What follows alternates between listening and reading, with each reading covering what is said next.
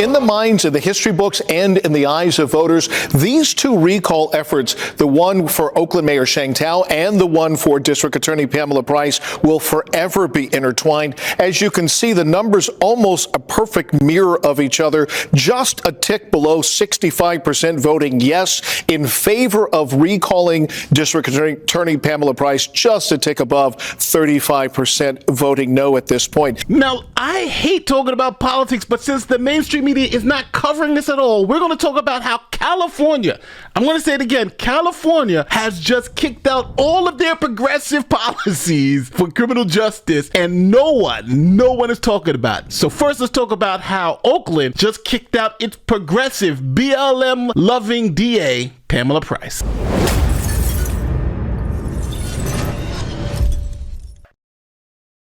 Okay, so today we're talking about the city of Oakland, California, specifically Alameda County. Now, Alameda County is extremely left-wing. For instance, here is voter registration data from the county website, and as you can see, almost 60% of the voters refer to themselves as Democratic voters, while the Republican Party holds a whopping 11.8%. 11.8% of registered voters. So with that in mind, understand back in 2020 when people started saying defund the police and police were all racist, Oakland County really took heed to that and started pushing some extreme progressive policies, essentially making crime legal. Let me take you back to before the defund the police movement hit the United States. See, crime in Oakland was at historic lows and going down. And that's because the city invested in police and took a tough on crime approach.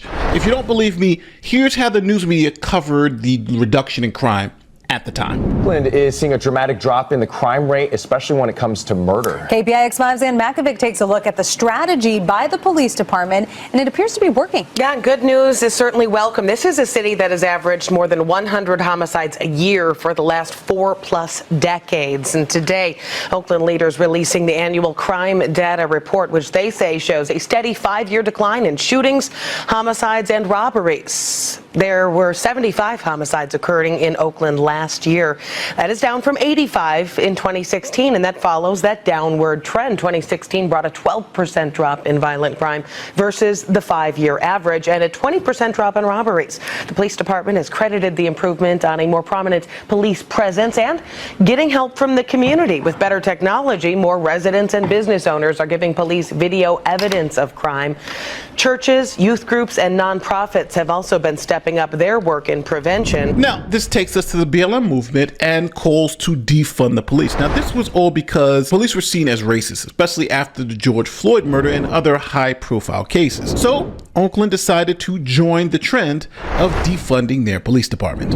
In Oakland tonight, defunding the police has become a reality. Hours ago, the council voted to take more than $18 million away from the police department to invest in violence prevention programs. Where 3 hours ago, the city recorded its 62nd homicide of the year. A man shot and killed on Chestnut Street, West Grand Avenue. No word on a motive yet. This latest homicide comes after a vote by the city council last night to cut the mayor's proposed police budget by $18.4 million. The mayor says that's going to result in the loss of 50 police officer jobs at a time when violent crime is way up.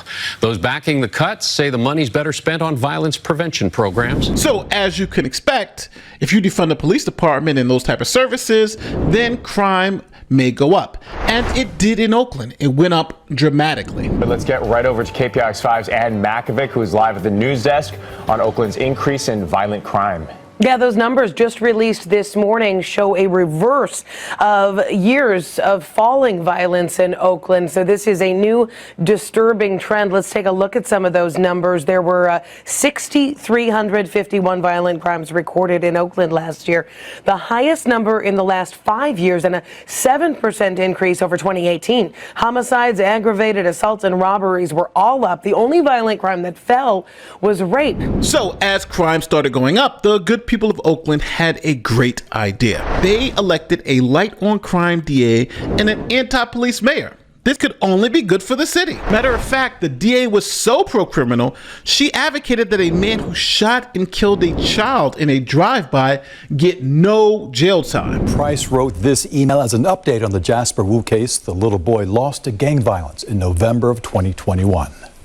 23-month-old Jasper Wu lost his life to a stray bullet while riding in his car seat. It happened because two rival gangs were having a rolling gun battle on Highway 880. Three men, Trevor Green, Johnny Jackson, and Ivory Bevins, have their preliminary hearing on murder charges in 3 weeks. A member of the AAPI community asked Alameda County District Attorney Pamela Price for an update on the case. And Price sent this email yesterday that reads in part, "Our office is currently working on a partnership with the Asian Law Caucus to support AAPI victims of violence in ways that open up broader possibilities for healing and non-carceral forms of accountability." Non-carceral, meaning no jail time, even for violent criminals. Now, I want to be clear, that wasn't the only case she was doing insane things to. For instance, here's a list of some other cases where it shows you that this prosecutor in Oakland was essentially working for the criminals. Now, this DA is so extreme, she's even given favorable plea deals to serial killers. Not any serial killers of children. This is not even a joke, people. David Mish is in prison for murder, but Price is throwing out special circumstances in a case with 3 new victims, including 9-year-old Michaela Garrick in Hayward from 1988. Means that there is no additional punishment for the fact that he's a serial killer by definition, and that he committed those murders, at least motivated in one or more of them by sexual assault. Now, just to show you how much this DA hates both the DA's office and the police department, she regularly appeared at anti-police protests talking about how she's kicking them all out and changing house. Here she is at the Anti-Police Terror Project, a group that says police are the problem, police are the terrorists, and the DAs are the problem. And listen to what she tells the crowd. Power to the people!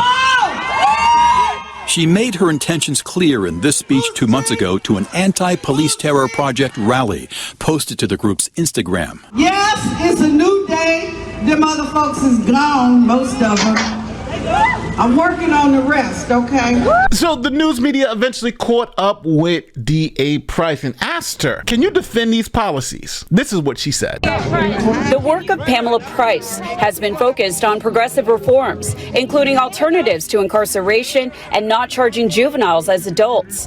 Now official paperwork to launch a recall has been filed. There are people who say that we are here because they don't feel safe. I was elected because the people in this community didn't feel safe, unfortunately. We know that crime under my predecessor was, pretty much exploding. The DA's role has really no impact on crime. Yes, you heard that right. She said the DA's role has no impact on crime. So the people of Oakland, after electing literally a radical BLM anti-cop DA who is openly saying, I don't want to put anybody in prison and making sweetheart deals with criminals, they voted her out. Backers of the effort to recall Alameda County District Attorney Pamela Price broke into cheers election night when early returns showed 2/3 of voters supported the effort to remove her from office. She is not being just to the victims. She's favoring the criminals, and it's just getting worse. And it's not right, it's not fair, and she's just doing whatever she wants, and that is not what the people want. Now let's keep it real. These weren't white racists who were kicking this DA out. These were progressive Democrats in a progressive Democratic city, probably one of the most progressive Democratic cities in America, throwing out a black woke DA for not doing her job. Now, this is part of the whole trend of the country going extremely right wing. For instance, remember, we're talking about California, and the presidential election had an effect on these people because these people didn't vote for Trump, but they damn sure didn't want to keep these liberal left wing policies. So what do you think about this conclusion? The most progressive city in America has woken up and said, hey, this DA is a nightmare. And we need to go back to policies that work. Holding criminals accountable for committing crimes isn't racism. It's actually the way we have society run. So tell me wherever in the comment section, tell me, hey Nate, you're just totally all for this. They voted her out because she, I don't know, whatever excuse you can make up. But Pamela Price still has hope. She's still going to continue to fight, and we will see how this all pans out. Now, if you haven't already and you listen to my voice right now, like, share, subscribe, do all that great YouTube stuff. Let the algorithm know that these videos matter, because you probably haven't heard this in the mainstream media because they're not telling you. The election of Trump had serious consequences across the country, even in deep blue places like Oakland, California. My name is Nate the Lawyer. I'll see you on the next one. Peace.